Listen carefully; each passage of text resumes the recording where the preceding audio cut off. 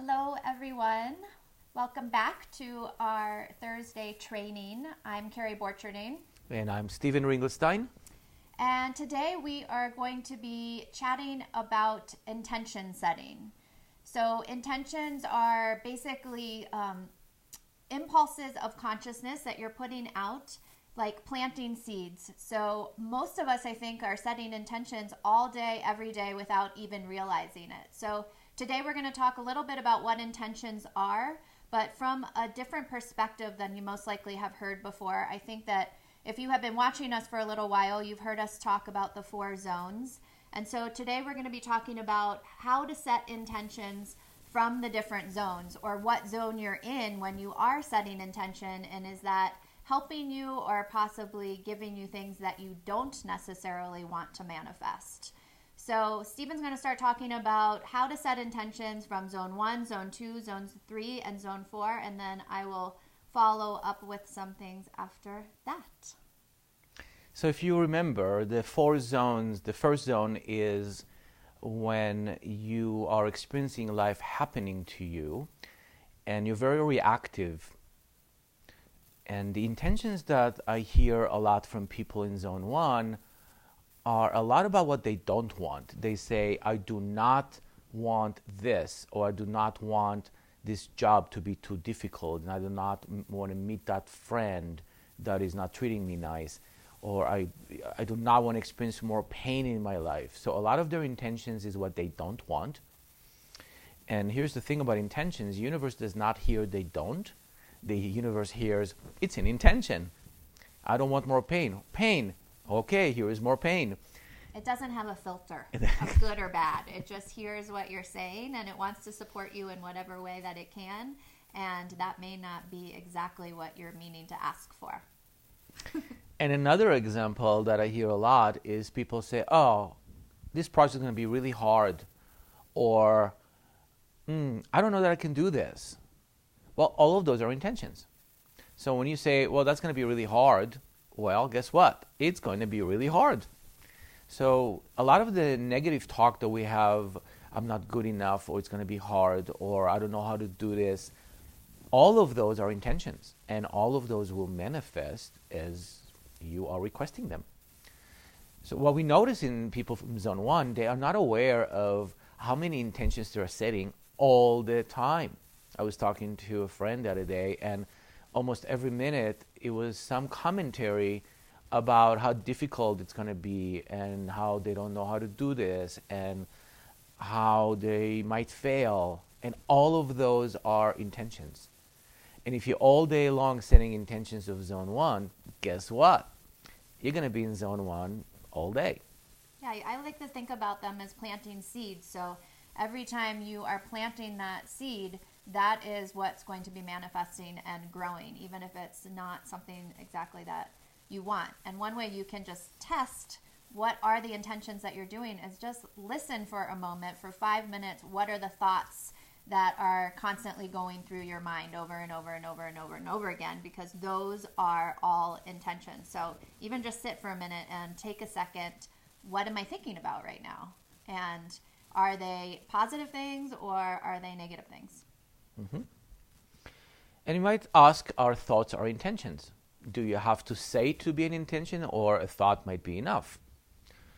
Well, in the energetic world, thoughts are just energy, and your thoughts are intentions as well. So even if you don't verbally say your intention, but the moment you're thinking, oh, that's going to be really challenging, or it's going to be horrible, and I don't know if I'm going to like it, well, that is an intention, even if it's just a thought. So with 35,000 thoughts a day, how many intentions are you setting every single day? And if you don't know, then look at your life. Your life is the manifestation of all those intentions. So let's talk about intentions in zone 2, just as a contrast. Well, in zone 2, you are determined, I want to create this, 1, 2, 3, I have target, I have goals, and this is how I'm going to get there. So you set intention, I want to make this much money, I want to grow my company, I want to hire more people, I want to exercise more. All of those are intentions, yes? and you can manifest them very, very much. And a lot of you are already doing that. And these are beautiful intentions of zone 2. What is really interesting about intentions in zone 2 is they're very clear. You know exactly what that is. And they're relating to goals and to physical manifestations you're looking to create. They're very powerful. They're very different than zone 1 of what you don't want, and they're very different of asking for things just to get by. This is more about creating your own reality. So many of you are already doing a lot of everything you're creating in your life are with intentions. So consider that there is no creation in the world, yours or others, that does not have an intention behind that. How cool is that? So if you don't like what you're creating, you might ask, well, what was the intention? And whose intention was it? And sometimes we find that some of the intentions that we don't like, we have asked for them. And when I say we, it's aspects of us maybe in zone 1 that are creating the failure or creating the absence of what we really wanted. So what it looks like in real life for me, it was I woke up one day realizing I have a lot of things that I want that I have not manifested. I also found that I've manifested things that I don't want. That kind of sucks, right? And I ask, well, how is it possible? I mean, I have those intentions that I want and they're not happening. And I have intentions I never asked for and I don't care for, and they showed up in my life. And that is what the curiosity led me to look into zone 3 intentions.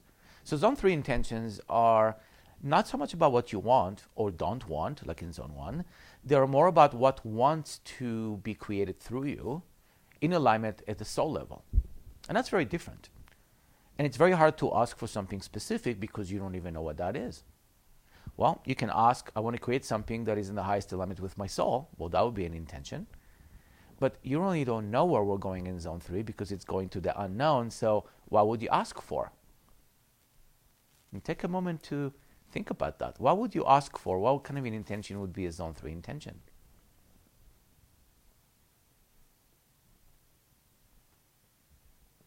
For me,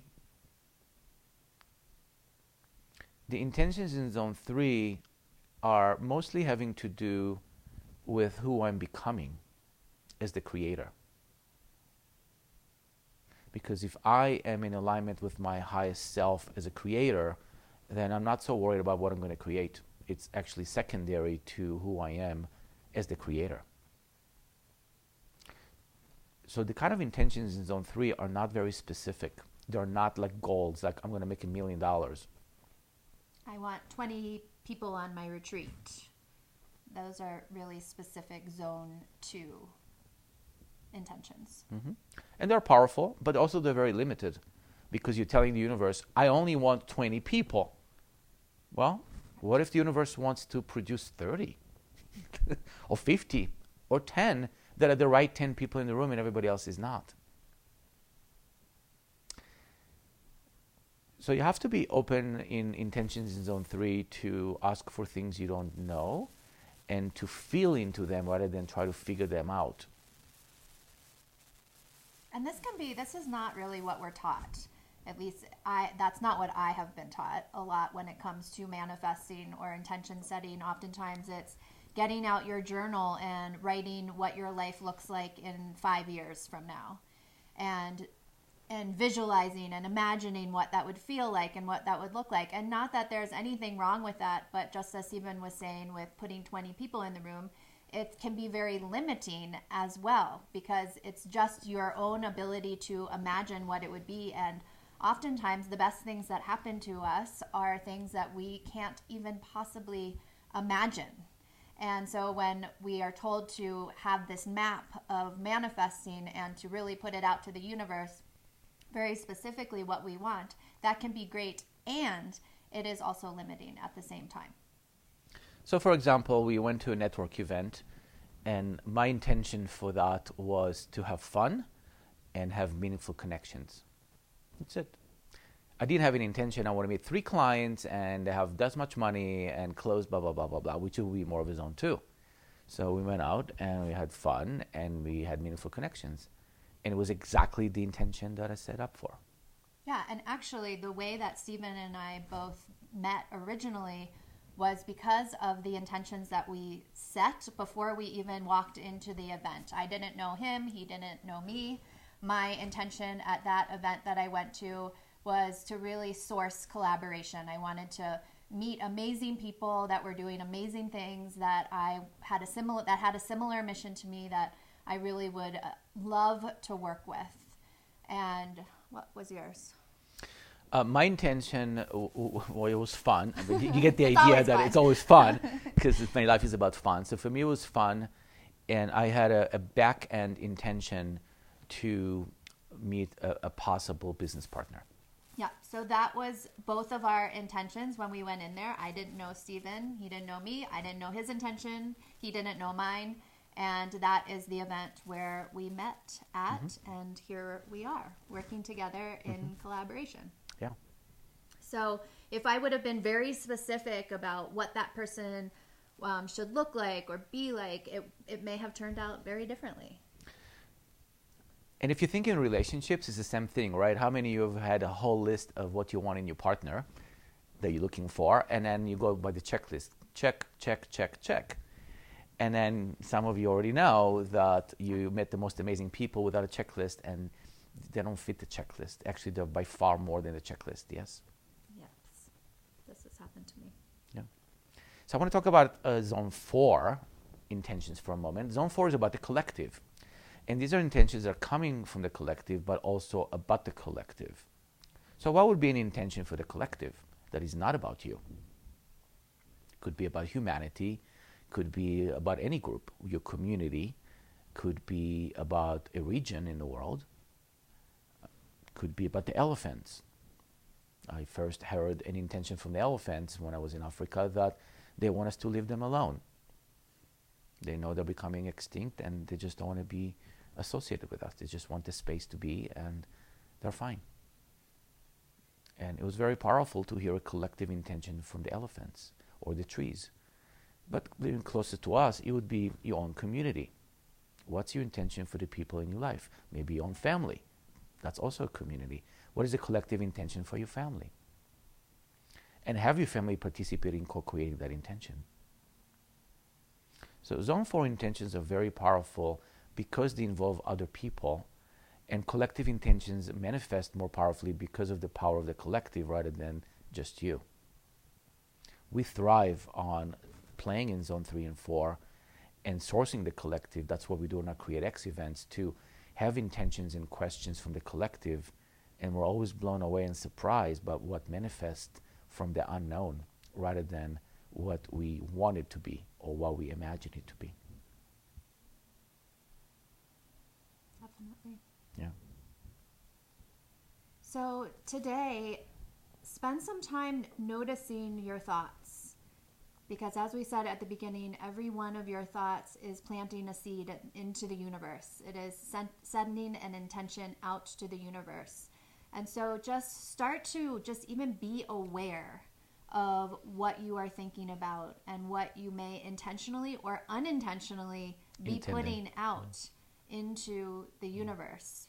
So spend some time and even maybe take a journal out and journal about some of the things that you're noticing swimming in your mind.